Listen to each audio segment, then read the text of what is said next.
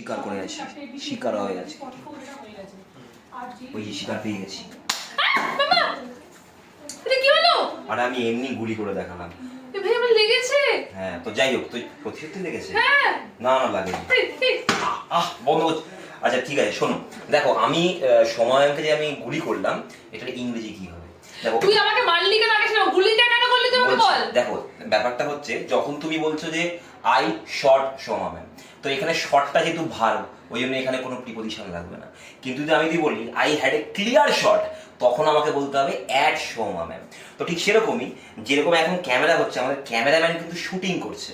তো যদি বলা হয় যে ভার্ব হিসাবে যে হি ইজ শুটিং আস, তো এখানে ক্যামেরার ক্ষেত্রে কোনো প্রিপোজিশনস আমাদের লাগবে না। কিন্তু যদি আমি বলি he had a great shooting, বা কোনো শুটিং চলছে, তখন সেক্ষেত্রে আমাদেরকে অ্যাট ব্যবহার করতে হবে, শুটিং অ্যাট আস। তো এইরকমই ইংরেজির আরও বিভিন্ন জিনিস জানতে এবং ওয়ান শট সাকসেস পেতে 25শে মে আমাদের মহাজাতি সদন কলেজ স্ট্রিটে অবশ্যই আসতে হবে আমাদের গ্র্যান্ড সেমিনারে। বাট দাঁড়া, তার আগে আমাকে পৌঁছতে হবে। তার আগে যদি এতবার আমাকে শুটটা করলি, যদি মরে যাই কালকে রাতে, তাহলে কি হবে? ডেড বডি নিয়ে যাবো। তো যাই হোক, তো আজকে সময়ামের মোটামুটি মানে সবাই আছে, শুধু সময়াম নয়, এবং তোমরাও কিন্তু এই আমাদের ইনস্টাগ্রাম চ্যানেলটাকে অবশ্যই সাবস্ক্রাইব করে নেবে, অবশ্যই জয়েন করে রাখো আরও এরকম বিভিন্ন আপডেট পাওয়ার জন্য। এবং সেমিনারে কিন্তু সবার সাথে দেখা হচ্ছে ওয়ান শট সাকসেস, কারণ পুরো একটা ফ্রি ব্যাচ তোমাদেরকে দেওয়া হবে যারা সেমিনারে আসতে চলেছে। দেখা হবে সেমিনারে। একদম।